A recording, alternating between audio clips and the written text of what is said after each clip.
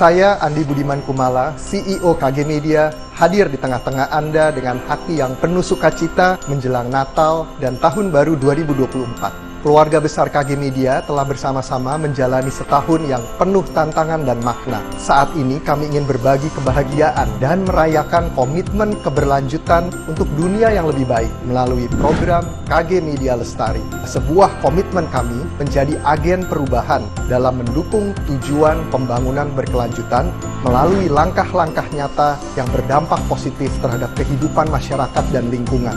Bersama para mitra Lestari, kami telah menjalankan sejumlah inisiatif dari program sanitasi dan gerakan bersama entaskan stunting hingga mendukung UMKM melalui jagoan lokal dan Srikandi untuk negeri.